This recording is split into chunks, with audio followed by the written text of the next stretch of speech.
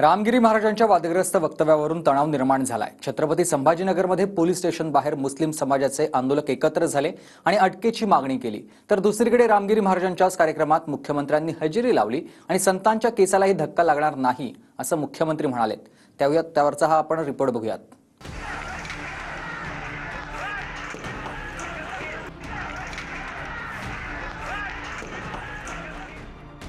महंत रामगिरी महाराजांच्या मोहम्मद पैगंबर यांच्याबद्दल वादग्रस्त वक्तव्यानंतर वैजापूर आणि छत्रपती संभाजीनगरमध्ये तणाव निर्माण झाला।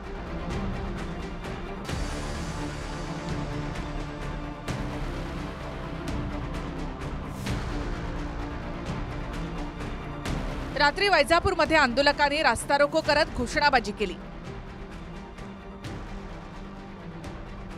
पुढचे 2 दिवस इथे जमावबंदी लागू झाली, तर त्याचेच पडसाद संभाजीनगरमध्ये सुद्धा उमटली। रामगिरी महाराजांना अटक करण्याच्या मागणीसाठी सिटी चौक पोलीस स्टेशनमध्ये मुस्लिम समाजाचा जमाव एकत्र आला।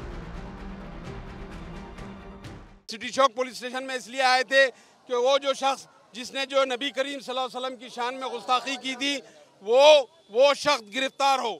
इससे पहले भी हम देख रहे हैं कि एक टीवी शो के अंदर नुपुर शर्मा ने भी यही हरकत की थी और नुपुर शर्मा को मुसलमानों ने अपने कफीर किरदार तक पहुंचाया। आज हमारे भी जो मुतालिबात हम पुलिस स्टेशन तक लेके आए थे, पुलिस ने हमारे वो मुतालिबात को मंजूर कर ली, उनके ऊपर गुनाह दाखिल कर दिए, हमने उनके निवेदन दे दिए। पोलिसांनी आंदोलकांची मनधरणी करून परिस्थिती नियंत्रणामध्ये आणली। एकीकडे रामगिरी महाराजांच्या अटकेच्या मागणीसाठी तणाव निर्माण झाला, तर त्याच रामगिरी महाराजांच्या व्यासपीठावर थेट मुख्यमंत्री शिंदे पोहोचले आणि हरिनाम सप्ताहावरून रामगिरी महाराजांचं त्यांनी कौतुक केलं। संतांची भूमी आहे, संतांच्या केसालाही धक्का लागणार नाही असं मुख्यमंत्री म्हणाले। की मला काही लोकांनी सांगितलं, अर्ज दिला, संत परंपरा ही मोठी आहे, संतांच्या आशीर्वादाने राज्य कारभार सुरू आहे आणि म्हणून या महाराष्ट्रामध्ये संतांच्या केसाला देखील धक्का लावण्याची हिंमत करता कामा नये।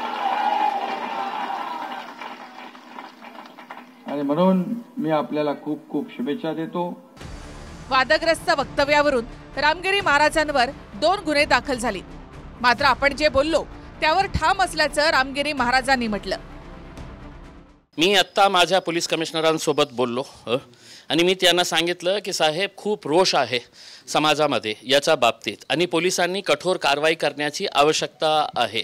मी आपल्या मार्फत महाराष्ट्राचे डीजी यांनाही विनंती करतो की या गोष्टीवर लक्ष आपण स्वतःने घाला, कारण की आम्ही सगळं काही सहन करू शकतो, पण पैगंबर मोहम्मदच्या बाबतीत त्यांनी जे बोललेले आहे, मुस्लिम समाज कसा वाईट आहे, तुला हे बोलण्यासाठी तुने प्रवचन घेतलं होतं का?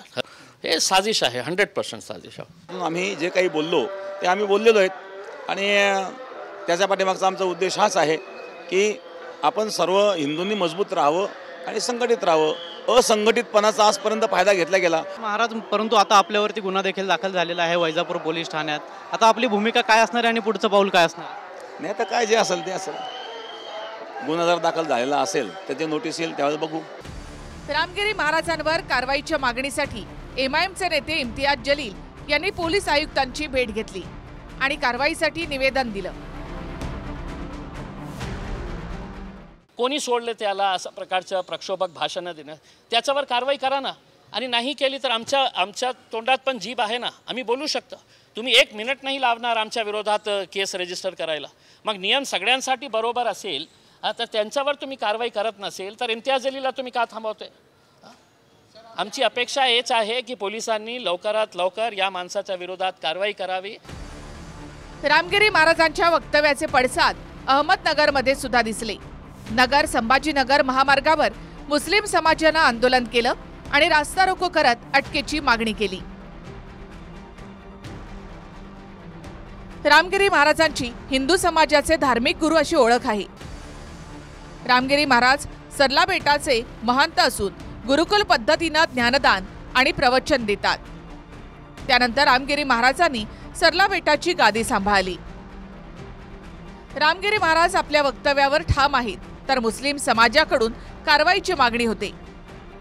त्याचवेळी संतांच्या केसालाही धक्का लागू देणार नाही असं मुख्यमंत्र्यांनी त्यांच्या कार्यक्रमात म्हटलंय। Bureau report TV9 Marathi.